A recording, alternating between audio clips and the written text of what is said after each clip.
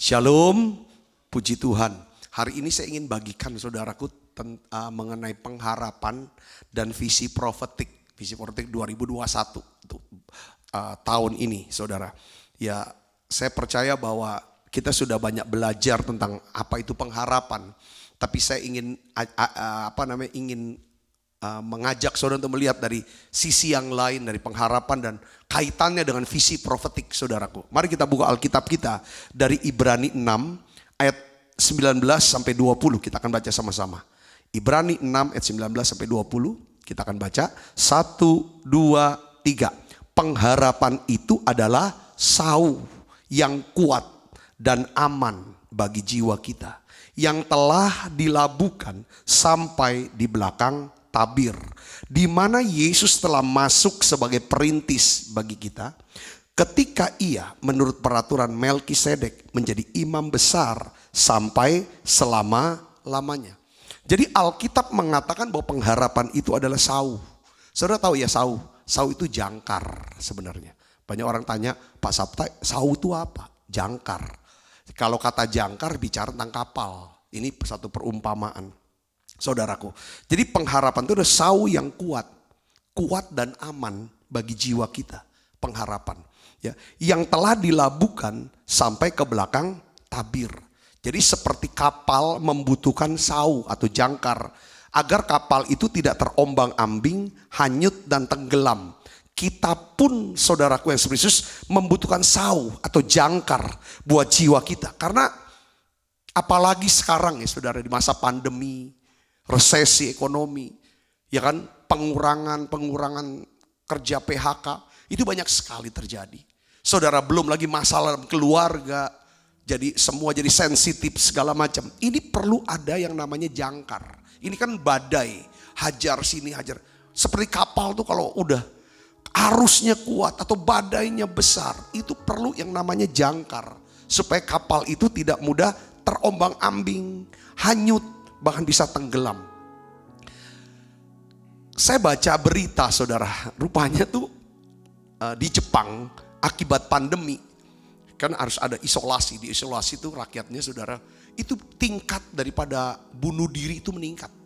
Saudara, khususnya untuk yang wanita itu tingkat daripada bunuh diri itu stres, depresi, akhirnya mereka bunuh diri. Sehingga kemarin, kalau tidak salah kemarin, Perdana Menteri Jepang, saudara, yang baru tuh mengangkat satu menteri negara urusan kesepian. Jadi saudaraku, bunuh diri itu karena kesepian. Saudaraku, kenapa orang bisa, saya mulai mikir sepi. Jadi kita kadang-kadang itu ketawa, ngapain? Saya juga cerita tadi di perjalanan bersama dengan Pak Ali tadi, sama Ibu. Itu Jepang baru ngangkat menteri kesepian. Jadi seperti itu menteri peranan wanita, menteri pemuda ini sama. Jadi bagaimana dia memikirkan satu sistem, satu sarana dan lain sebagainya, infrastruktur, membuat rakyatnya itu tidak kesepian. Kalau menurut saya saudaraku, kita bisa sendiri dan tidak kesepian. Itu caranya apa? Makanya katakan, jangan lupa perkatakan kitab Taurat ini. Waktu saudara perkatakan firman Tuhan, firman itu adalah roh dan kehidupan. Ketika kita perkatakan lewat apa? Pujian, nyanyian, doa, kata-kata profetik kita omong, saudara, itu kita sedang hadir. Ada hadirat Allah yang membuat saudara dan saya tidak akan sepi. Katakan, waktu kita memperkatakan, kita sedang taruh firman di mana? Di pikiran. Apal, ngomong. Ini ketok. Pengharapan ada di mana? Di sini. Kalau yang di sini di pikiran kita ini penuh dengan firman, kita terus isi. Waktu kita perkataan firman, kita sedang isi pikiran kita dengan firman. Kita sudah bahas waktu the power of meditation. Meditasi Kristen adalah mengisi otak, pikiran kita dengan firman Tuhan. Caranya dia perkatakan. Perkatakan lewat nyanyian, kita nyanyi tadi muji nyembah, itu sedang isi pikiran kita. Kalau kita mau hayati kata-katanya, bukan cuma sedang bahasa apa? Nih, ngecap aja, bukan. Kalau kita cuma jeblak gitu buka aja, nggak masuk ke sini. Dari kata demi, ku sembah kau Tuhan, firman-Mu pelita bagi kakiku. Allahku kan mencukupi. Ya kan? Tuhan adalah. Itu banyak nyanyian ayat-ayat firman yang dinyanyikan. Waktu saudara nyanyikan ayat firman, kita isi pikiran kenapa? Firman. Kalau kita sedang cerita, ngobrol sama sesama kita tentang firman Tuhan, kita sedang isi pikiran kita. Bukan cuma isi pikiran mereka dengan firman, tapi isi pikiran kita. Waktu kita isi pikiran kita, kita ini sedang lepas apa? Jangkar. Lepas sauh. Saya dengar loh, misalnya saudara katakan, saya dengar ada kesaksian. Itu orang tumor tiba-tiba pecah tumornya. Waktu didoakan, doanya adalah oleh bilur-bilur Yesus kamu telah sembuh dari tumor. Ketika dia ucapkan ini, ucapkan kejadian ini, sedang apa? Taruh di pikiran ini. Itulah yang namanya firman ini, taruh pikiran.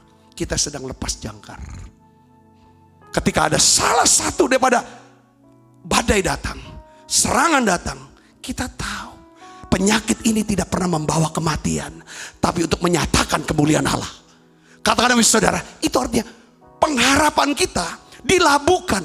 Jadi artinya gini saudara, jadi sauh jiwa kita dilabuhkan bukan di atas kapal, di atas benda-benda yang kita miliki, bukan di atas kekuatan manusia. Kita punya backing si A si B, jenderal ini jenderal itu, bukan itu. Walaupun kita punya teman baik, ya teman baik, saudaraku. Bukan juga di atas harta benda kekayaan kita, tetapi sauh jiwa kita, jangkar kita, kita labuhkan di mana? Di tempat yang tersembunyi. The secret place, hadirat Allah, sebuah tempat perlindungan yang aman, yang berada di balik tirai bait Allah, di mana Tuhan Yesus telah masuk ke sana atas nama saudara dan saya. Katakan amin saudaraku. Makanya saudaraku, tadi waktu di dalam hadirat Allah, saya dorong saudara, saya ajak saudara, saya minta saudara doa, berseru. Ketika kita dalam hadirat seru, itulah tempat di mana Bapa ada. Masih ingat Matius 6 ayat 6? Dia bilang, kalau kamu mau berdoa, Yesus berkata, masuk ke dalam kamar, tutup pintumu, ya kan, pergi, ya kan, saudara, ya kan, ke tempat di mana? Tempat yang tersembunyi, di mana Bapa ada. Tempat tersembunyi, secret place. Ini apa? Hadirat Allah. Katakan amin saudaraku. Jadi disinilah saudaraku. Jadi apabila kita punya pengharapan, sekali lagi saya ngomong, kita tidak akan pernah mudah tergoncangkan. Katakan amin. Ya, oleh badai kehidupan, karena sauh jiwa kita, jangkar jiwa kita, ini dilabuhkan kemana? Ke ruangan tahta kasih karunia. Ibu bapak saudaraku, saya ingin dorong saudara begini. Kayak tadi pembukaan saya ada bicara tentang keselamatan. Tentang keselamatan.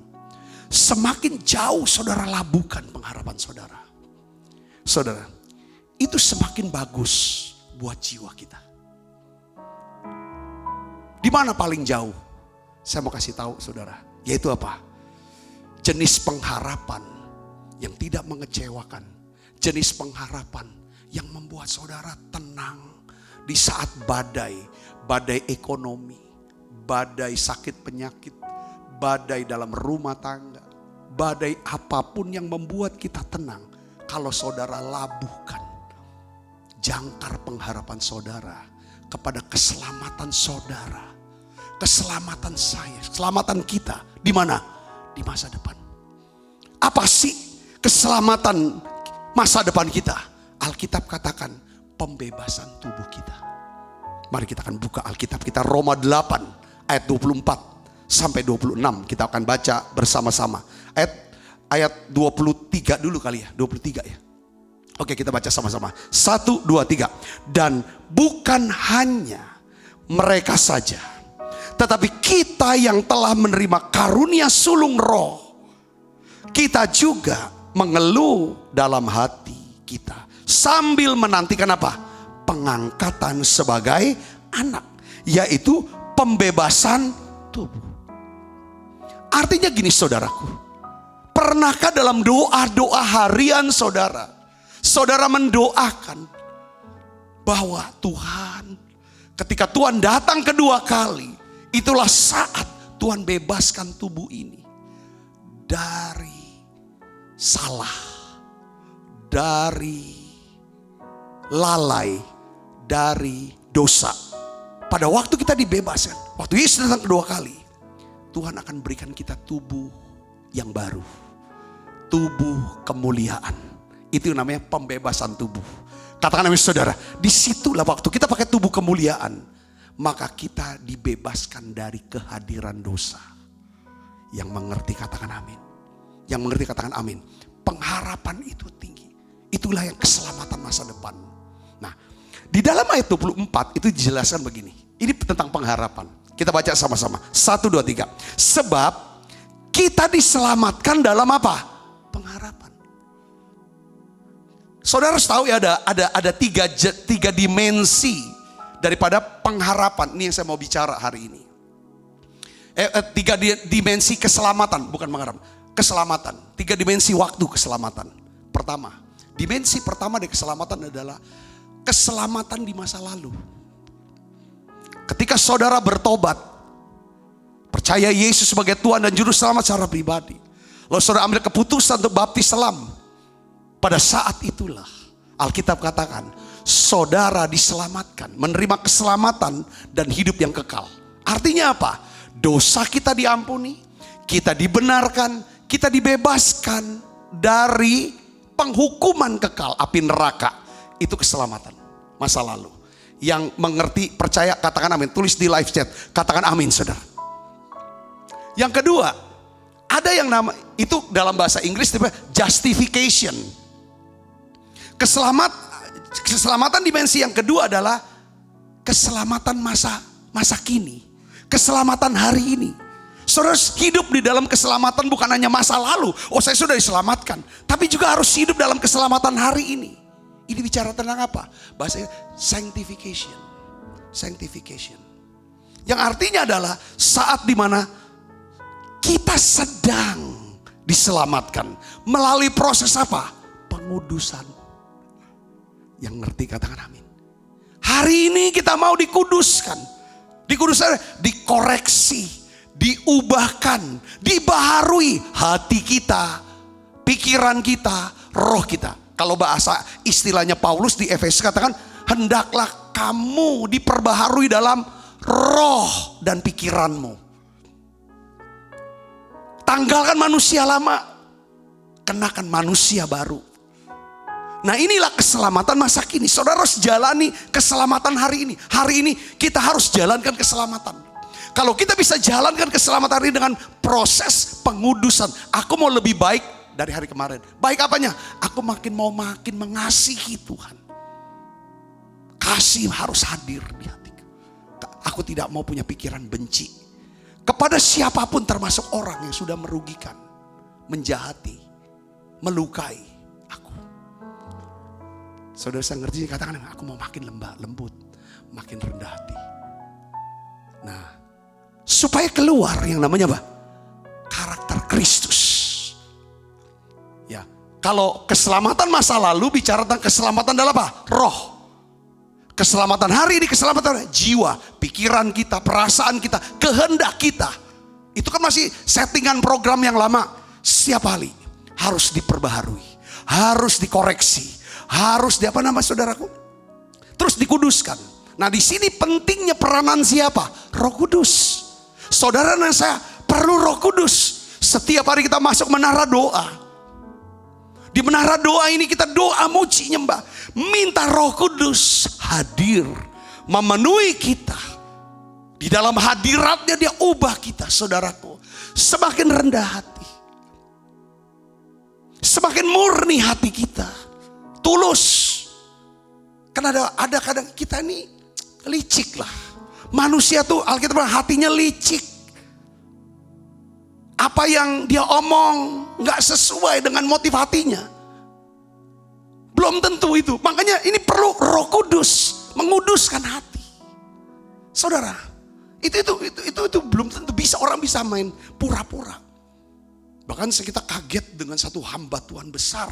Setelah meninggal, dibongkar semua kehidupannya yang lama. Bahkan sebelum meninggal pun. Saudara, ini bicara apa? Kita perlu Roh Kudus. Kita harus berdoa. Kayak tadi kita doa, Tuhan, kami minta Tuhan dalam hadirat ya. Penuh dalam hadirat, jangan diam aja, harus didoa. Tuhan, aku minta kerendahan hati.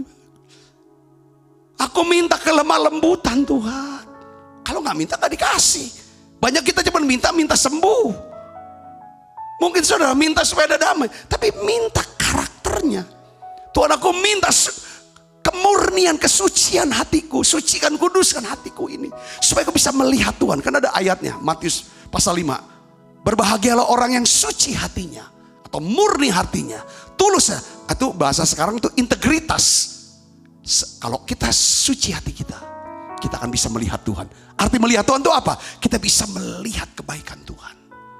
Kita bisa melihat kebaikan Tuhan di mana? Di masa lalu. Kalau kita bisa melihat kebaikan Tuhan di masa lalu, maka kita punya pengharapan di masa kini untuk masa depan kita. Seperti Daud bilang, Tuhan telah lepaskan saya dari cakar singa dan berubah di masa lalu.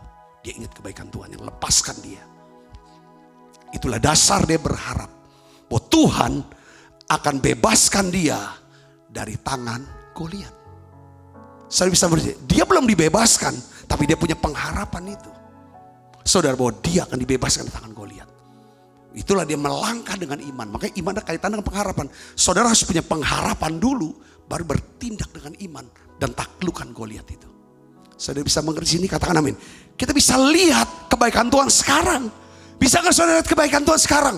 Kalau saudara bisa lihat kebaikan Tuhan sekarang, saudara bisa menikmati kebaikan Tuhan sekarang ini juga. Oleh karena itu bisa melihat kebaikan Tuhan. Ini pikiran. Pikiran jangan negatif.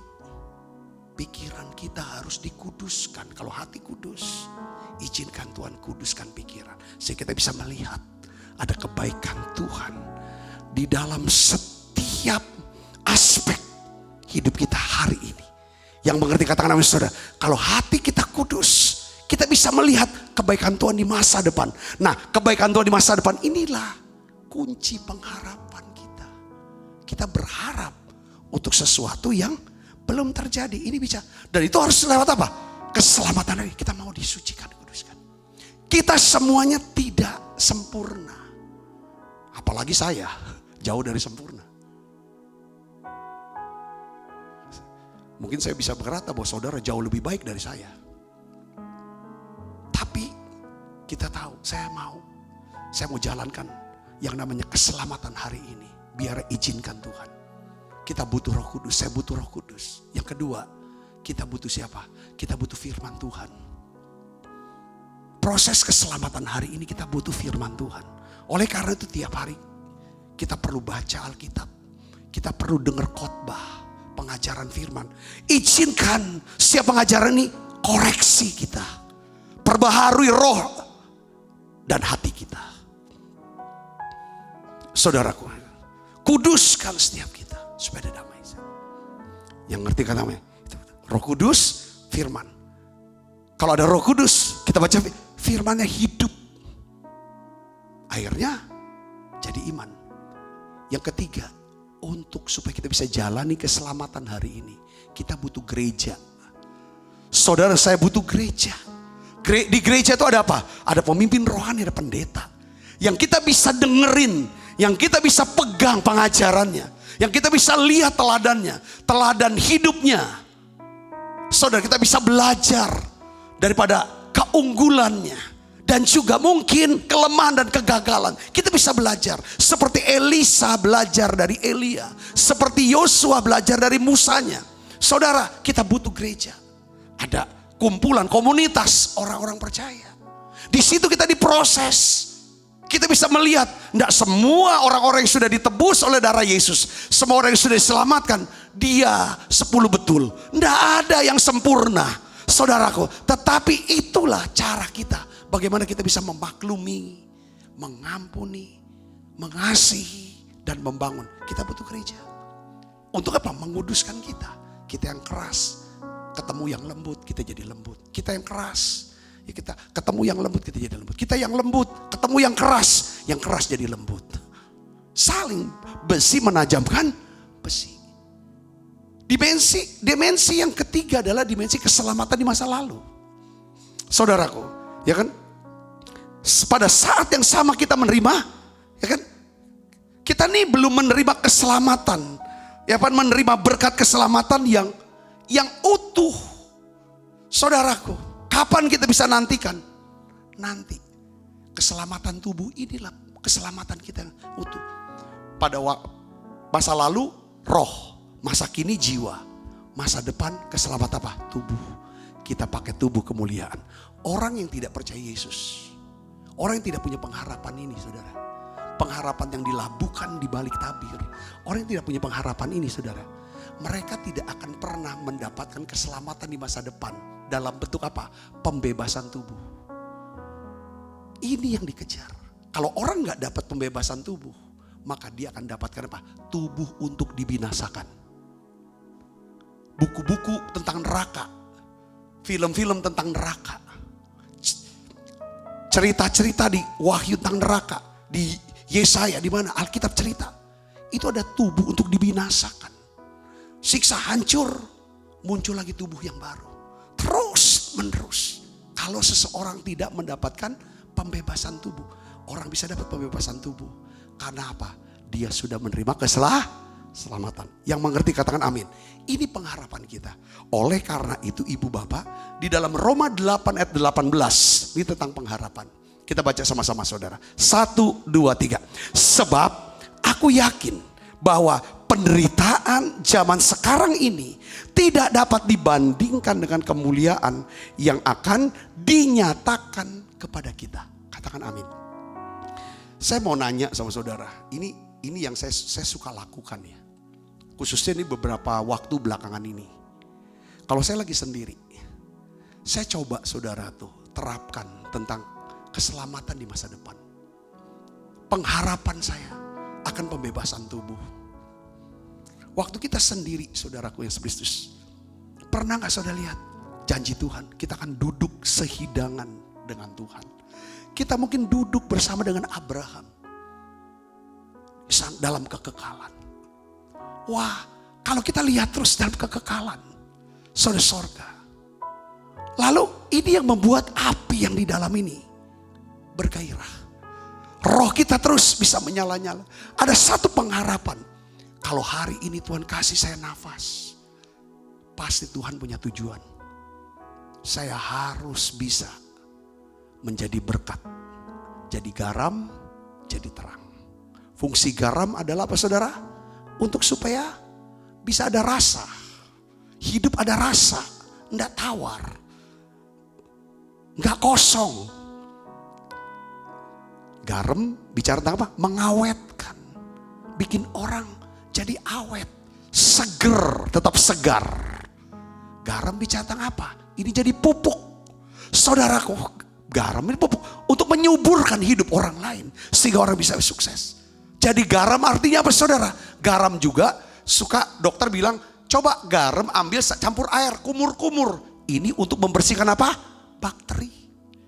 Kita jadi garam supaya bakteri dosa, kejahatan, kesalahan, kelicikan ini bisa disingkirkan kalau kita jadi garam. Yang ngerti katakan amin. Jadi terang artinya orang yang gak ngerti apa-apa, gak tahu apa-apa, kita tunjukin ini loh harusnya. Ibu bapak saudaraku, kalau Tuhan, kalau kita sana. Nah hari ini saya ingin bagikan, saudara mau gak punya pengharapan? Bukan pengharapan di dunia ini saja. Makanya Paulus bilang, kalau kamu cuma pengharapan untuk hidup di dunia ini saja, kamu nih orang celaka. Walaupun memang kalau hidup tanpa ada pengharapan di dunia ini, kita kan gak ada apa-apa. Tapi Paulus bilang, kalau kamu sudah percaya Yesus, kamu seharusnya punya pengharapan bukan cuma untuk hidup di dunia ini. Pengharapan untuk hidup di dunia itu pengharapan untuk apa? Supaya sehat, supaya banyak rezeki, makmur, kongsi, facai. Itu pengharapan untuk di dunia ini. Setiap tahun kalau kita kyonghi, harapan kita supaya hidup di dunia ini baik, sehat, makmur. Itu tidak salah. Semua. Tetapi Tuhan bilang kita bisa berharap untuk mendapatkan sesuatu yang lebih dari dunia ini. Kenapa? Karena Kristus sudah mati dan bangkit pada hari yang ketiga. Yang ngerti katakan saudaraku, kalau Yesus tidak bangkit dari kematian, pengharapan kita tuh jadi sia-sia. Pengharapannya sama seperti orang dunia, kyonghi facai saja. Tapi karena kita punya Yesus sudah bangkit, kita bisa punya pengharapan yang jauh melampaui di dunia ini. Di dunia ini Tuhan akan pelihara. Saudara percaya katakan amin. Secara rohani, secara jasmani, hubungan dalam keluarga, dalam masyarakat, keuangan, 4 aspek berkat Tuhan beri itu di dunia. Tapi Tuhan juga mau berikan apa? Pembebasan tubuh, yaitu apa? Rapture, pengangkatan. Saudara saya diluputkan, dibebaskan dari masa sengsara besar, dari masa antikristus. Katakan amin. Nah, oleh karena itu, saat kita berharap, kita harus percaya bahwa kita akan melihat kebaikan Tuhan. Jadi syarat kita untuk bisa percaya, syarat orang yang berharap adalah saat kita berharap, punya pengharapan. Tandanya saudara dan saya punya pengharapan adalah kita percaya bahwa kita akan melihat apa? Kebaikan Tuhan. Katakan amin. Nah, ini penting. Kalau saudara dan saya bisa melihat kebaikan Tuhan gimana? Nah, ayatnya ada. Mazmur 27 ayat 13-14. Kita baca sama-sama yuk. 1, 2, 3. Sesungguhnya aku percaya akan melihat kebaikan Tuhan di negeri orang-orang yang hidup. Nantikanlah Tuhan, kuatkanlah dan teguhkanlah hatimu. Ya, nantikanlah Tuhan. Saudara percaya, perhatikan kata ini saudara. Ini jadi rema nih, ini Roh Kudus ajar kita. Perhatikan saudara. Sesungguhnya aku percaya akan melihat kebaikan Tuhan di mana? Di negeri orang-orang yang hidup. Di negeri orang hidup, di kumpulan. Saudara akan bisa melihat kebaikan Tuhan ketika saudara ada di mana? Di negeri orang hidup. Lebih baik satu hari di pelataranmu daripada 1000 hari di tempat lain. Memujimu, menyembahmu, Kau Allah yang hidup, dan menikmati semua kemurahan-Mu. Saudara pernah ingat gak kata-kata daripada malaikat yang bertanya kepada para murid, kenapa kamu mencari Dia yang hidup di antara orang mati? Pernah saudara di hari kebangkitan Yesus itu saudaraku, dia kan mereka cari Yesus. Mengapa kamu cari Dia yang hidup di antara orang mati? Pesan yang mau disampaikan adalah seharusnya setiap orang yang sudah diselamatkan, yang sudah menerima hidup kekal, dia harus berada di tengah-tengah, di negeri orang-orang hidup. Kalau saudara berada dengan orang-orang yang hidup imannya, hidup rohaninya, saudara akan bisa melihat kebaikan Tuhan. Ini bicara tentang apa? Pergaulan. Kalau kita ngumpulnya sama orang-orang yang putus asa semua, yang gak punya pengharapan, yang gak punya Tuhan, yang gak punya Yesus, yang punya firman, itu negeri orang-orang mati. Saudara gak akan bisa hidup, gak bisa lihat kebaikan Tuhan. Yang ada kejelekan aja terus. Ngomongnya yang susah,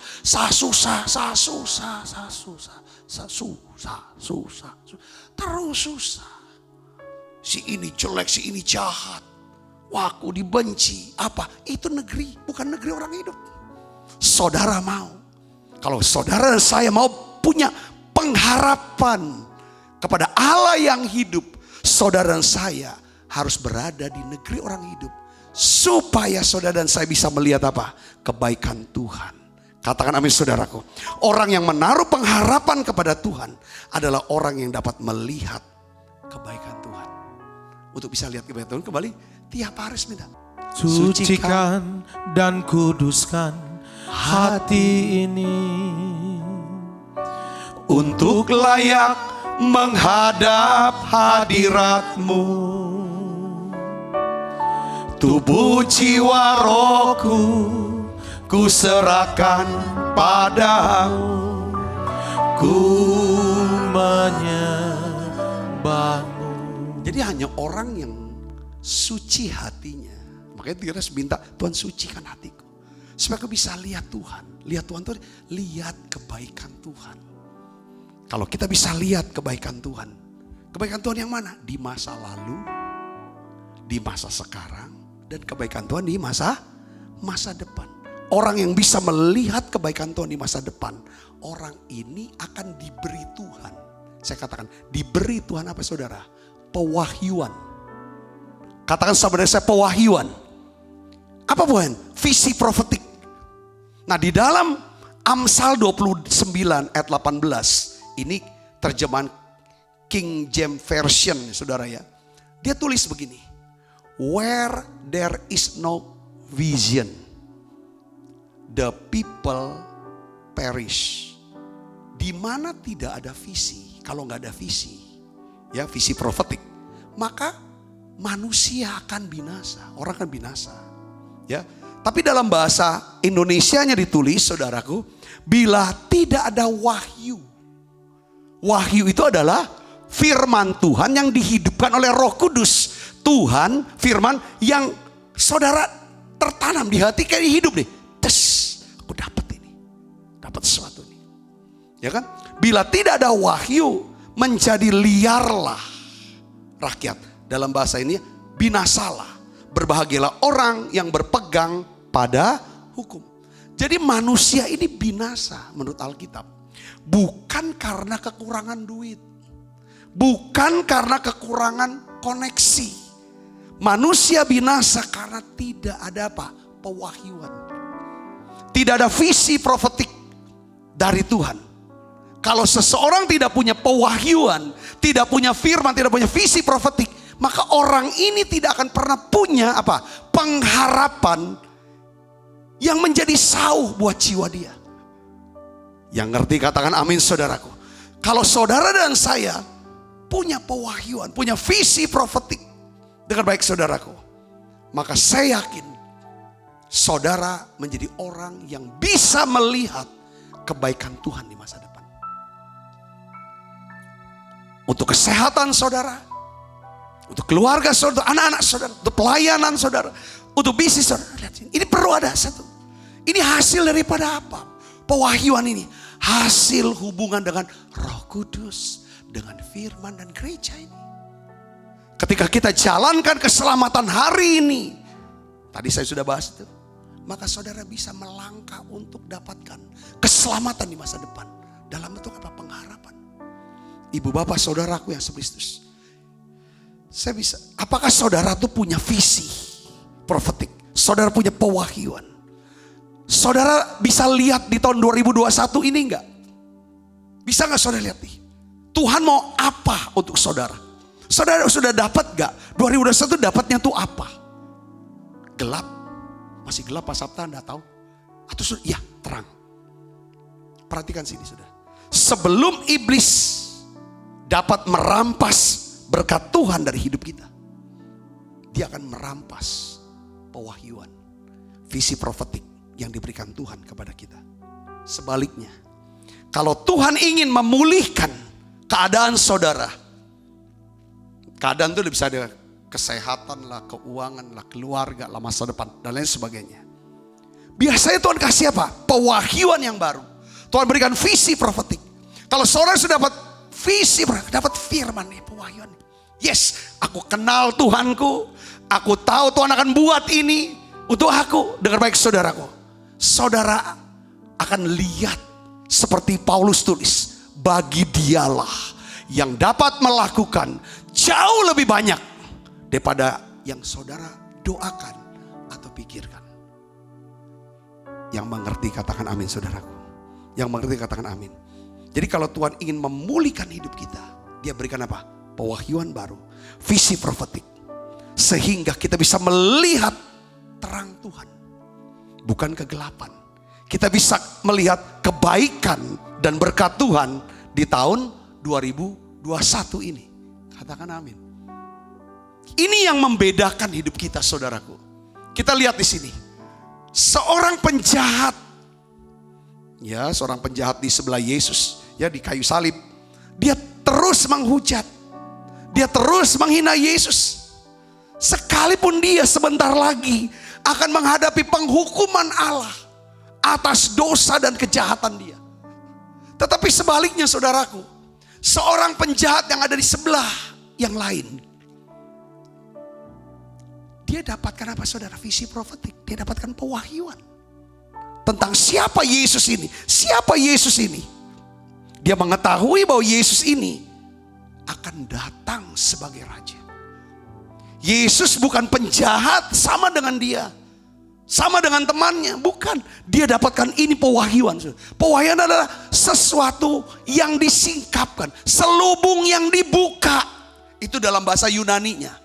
Saudaraku, selubung yang dibuka sehingga kita bisa jelas melihat Tuhan, rencana Tuhan, siapa Tuhan, apa kehendak Tuhan, siapa diri kita di hadapan Tuhan.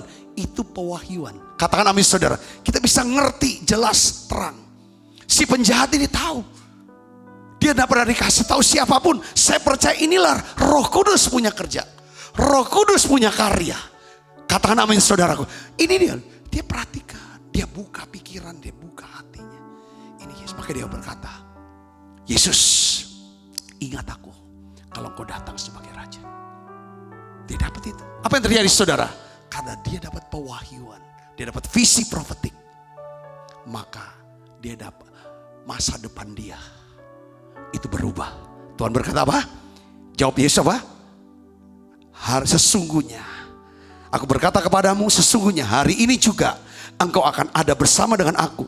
Di mana? Di dalam Firdaus. Saudaraku Yesus Kristus, saya ingin beritahu kepada saudara, pengharapan, orang yang punya pengharapan, dia bisa lihat kebaikan Tuhan di depan. Katakan amin. Saya ingin, sebelum saya mau tutup saudara tentang hal ini, tentang pengharapan, saya ingin ajak saudara untuk kita lihat, buka Ibrani 11 ayat 17 sampai 19. Kita baca sama-sama yuk. 1, 2, 3. Karena iman, maka Abraham tatkala ia dicobai mempersembahkan Ishak, ia yang telah menerima janji itu, rela mempersembahkan anaknya yang tunggal.